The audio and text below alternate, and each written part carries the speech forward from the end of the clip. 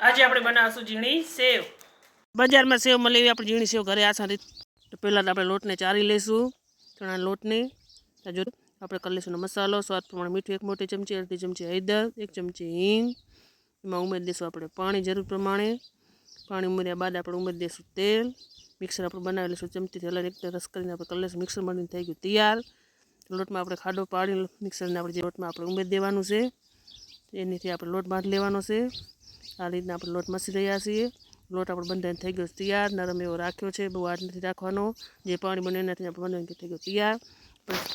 મમરી પારો લઈ લીધો સંચો, તેલ પણ ગરમ કરવા મૂકી દીધું છે। સંચામાં લગાવી લઈશું આપણે તેલ।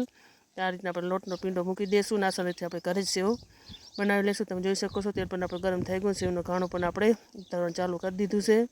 આ રીતના આપણે સેવ બનીને થઈ ગઈ તૈયાર, તેલમાંથી કાઢી લઈશું બહાર। આ રીતના કૂચલા બન્યા છે, તમે જોઈ શકો છો।